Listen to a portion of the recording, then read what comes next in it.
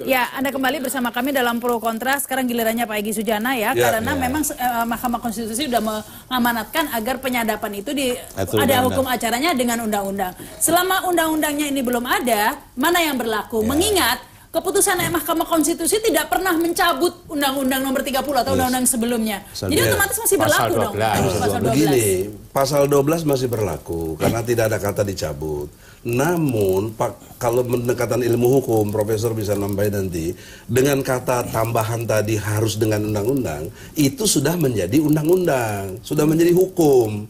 Maka konsekuensi hukumnya KPK tidak boleh kumaha aing tadi, maunya dia sendiri. Nah, kalau undang-undangnya belum ada, begitu loh Pak. Apa salahnya KPK nih mau ngikuti undang-undangnya mana? Uang undang-undangnya belum ada. Dia menginisiatif dong, seperti tadi DPR. DPR juga. Inisiatif DPR juga pemerintah. ulah cicing wae.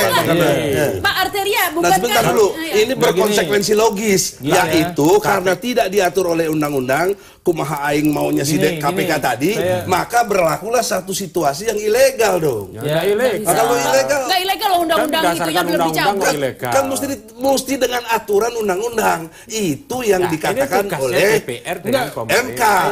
Maka putusan MK harus diperhatikan. DPR, saya mau ngomong harusnya. KPK itu hanya pelaksana undang-undang. Saya mau ngomong ini kaitannya dengan OTT tadi saya katakan. Tindak pidananya kan belum terjadi. Nah, saya mau sampaikan Pak Yasin ya, bedakan ya bahwa kewenangan menyadap memang ada di Undang-Undang KPK. Ya. Nah, tapi dengan adanya putusan MK tidak cukup dengan kewenangan menyadap. Dia katakan lagi, ketentuan menyadap, tata cara menyadap harus diatur dengan undang-undang. Kenapa? Itu perampasan kemerdekaan. Ya. Menyerah hak. Nggak, pertanyaannya selama undang-undang itu belum ada. Selama undang-undang itu belum ada, DPR, ini tolong disimak Rahma, sudah menginisiat dari awal. Ini ada putusan MK, KPK bagaimana penyadapan yang kalian lakukan selama ini.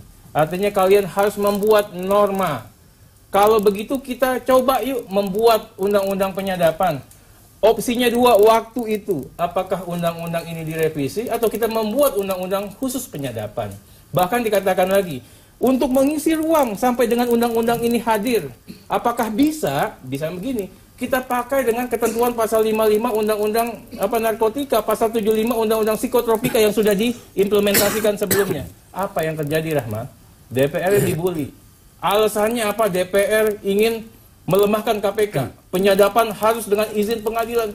Lah, kita baru menawarkan itu, dilakukan itu. Tapi sayangnya, tugas pembentukan undang-undang itu kan tugas DPR bersama pemerintah. Saya menyadari betul Kemenkumham pada saat itu sudah menginisiat, DPR sudah menginisiat, tapi teman-teman KPK tidak. Nah, bukan tugas KPK, kan KPK melaksanakan. Enggak dong, dia leading sector-nya di situ ya. KPK tidak bisa menggunakan undang-undang. Ada satu konsekuensi hukum dari putusan MK. Menafsirkannya begitu. Saya nggak bicara KPK mempergunakan. Ada konsekuensi hukum yang terjadi. Kalau ingat kasusnya Setia Novanto. Waktu tentang Papa minta saham. Dengar bentar Pak. Karena ada putusan itu jadi bebas itu dia. Padahal rekamannya jelas itu. Jelas. Rekaman dengan sadapan beda. Iya, itu bagian dari sadapan juga. Lawful interception itu diudara. Makanya sadapan nggak direkam. Ya, silakan Pak Yasin. Yang disebut dengan lawful interception. Ya, kita bicarain jangan yang itu. MK itu atas dasar itu. Bukan rekaman maka harus ada konsekuensi hukum. Silakan Pak Yasin. Bukan rekaman misalnya Bang Egy bicara kemudian kita rekam. Bukan itu Pak. Itu tidak punya nilai hukum. Yang punya nilai hukum itu lawful interception itu di udara pembicaraan itu. Tapi dari kasus tidak itu diketahui Pak. yang disadap tidak diketahui itu baru sah menurut hukum. Tidak diketahui Pak. Tidak diketahui apa ditunggu gini, untuk Pak, terjadi kejadian. kalau Bapak bilang tidak nilai hukum, saya pernah bantu Sultan Batugana Pak almarhum ya. Itu direkam oleh pegawai orang lain tapi dipakai oleh KPK. Baik, kok bernilai hukum itu Pak? Apabila melihat ada pidana kemudian membiarkan, maka KPK salah. Bisa dituntut hukum. Kita melihat pidana, ada yang nggak ada Pak. yang saya ingin disuap. tanyakan Pak, OTT itu ada nggak tindak pidananya pertama Pak? Ini jangan klarifikasi ke publik. OTT itu kan suap. Bukan suap. Ini kan munculnya itu, pembelaan seperti ini kan karena banyaknya. Jangan dialihkan. Saya ingin tanya pencurian uang negara itu oleh Anda kepala ini kalau daerah berdebat itu. harus juga dalam konteks. Saya ingin nanya. Kemudian setelah diproses hukum, OTT tindak pidananya sudah terbit belum? Pembelaan dari anggota DPR. Nah, ini mungkin disambung oleh Pak Profesor Saiful Bahri. Baik, pada saat OTT tindak pidananya sudah terbit belum? Belum. Ya sudah dong, ada. Pada saat OTT tindak pidana sudah belum? Lah, pada Anda waktu menerbitkan tangkap tangan, sprindik. Lik dan Dik udah ada di situ. Nggak ada Pak. Bapak baca SOP KPK Pak. Kemarin diakui sendiri sama pimpinan KPK yang Nah, akhirnya katanya mereka SOP mengatakan, belum lihat. hari ini dikasih ya. Nah ini udah bantah, kalau udah bantah udah lah Iya, udahlah ya. Baik. Wah, ini Kita kalau melakukan penangkapan OTT itu selalu diikuti dengan sprint Lik udah dan Dik ketinggalan dulu. nih Kalau pengetahuannya. Baik, Profesor. penyelidikan untuk apa? Jadi yang jadi dimasalahkan di OTT ini karena dianggap seperti menjebak begitu ya Pak ya. Karena memang sudah mengetahui KPK dibiarkan sampai terjadi kemudian dijebak seperti penyadapannya untuk menjebak begitu. Kita kan kembali pada KUHAP. KUHAP itu kan undang-undang yang umumnya mengenai menjalankan undang-undang yang lain. KPK juga harus menjalankan KUHAP.